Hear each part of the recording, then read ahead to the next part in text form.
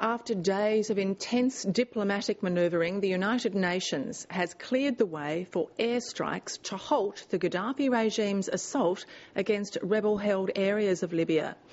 The UN Security Council's decision to impose a no-fly zone came just hours after Colonel Gaddafi vowed to crush the rebel stronghold of Benghazi. That attack now appears to have been halted, and the Libyan government says it's prepared to discuss terms for a ceasefire.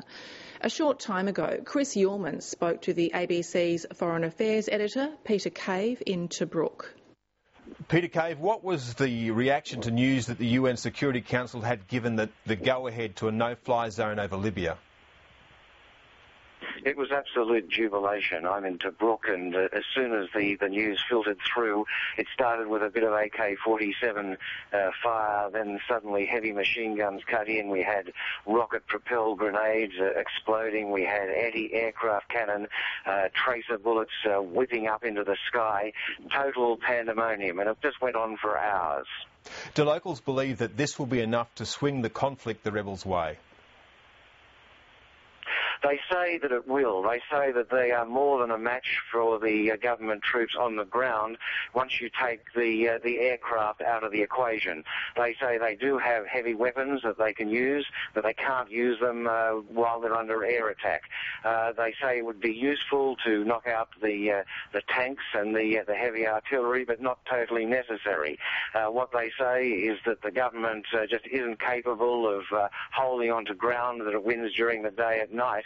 And they're quite capable, with the resources they have, of fighting them off. The one worry they have is that government troops will cut off their supply lines. At the moment, there are tanks and troops on the road which leads from the town of Ajdabiya into Benghazi. And there are also troops and possibly tanks on the desert road that leads from Ajdabiya into Tobruk. If the government could sort of move in and surround the rebels, they cut off the supply lines that go through to the Egyptian border. That's where they're getting their supplies, they're getting their food, they're getting things like water, they're getting, more importantly, they're getting weapons and ammunition. Well, Peter, there's been no sign of any movement from NATO at the moment. Are people anxious for this to begin? Look, it's gone very quiet after a night of cacophony with gunfire going off everywhere. It's very, very quiet here. Everyone's waiting to see what will happen. They've been watching the Arabic television channels. They're told that the first strikes will probably come from the French and the British in their bases in Cyprus. They're just waiting to see what will happen. Has there been any reaction that you're aware of from Colonel Gaddafi and his sons? Well, yes, it has. Moments after the announcement, the Deputy Foreign Minister called a news conference in Tripoli. He came out and said that he was prepared to cooperate with a ceasefire. The government welcomed the intervention from the United Nations.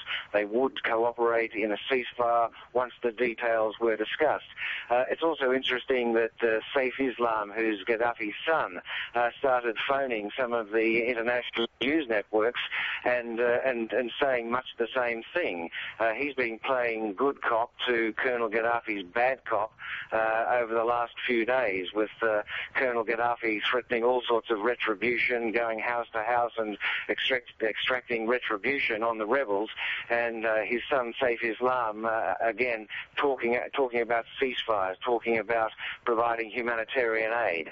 There have been extremely confusing messages coming out of this government. Do you believe that they didn't think that the UN would take this step? Look, I think it became increasingly clear over the last 28 to 48 hours that there could well be an intervention. That's when the rhetoric suddenly changed from saying that they were going to wipe out the rebels in 48 hours to saying that there would be a ceasefire on Sunday to allow the rebels to surrender.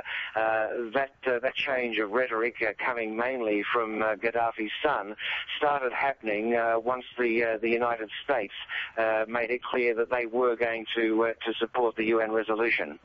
Now, Peter, finally, do you believe that the rebels can actually win against the government? What's your assessment, or are they outgunned at every level?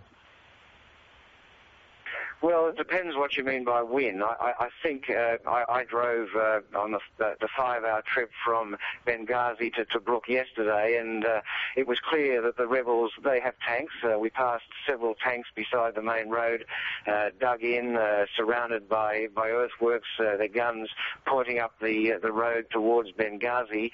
When we drove to into Al-Dabir a couple of days ago, the same thing. There were recoil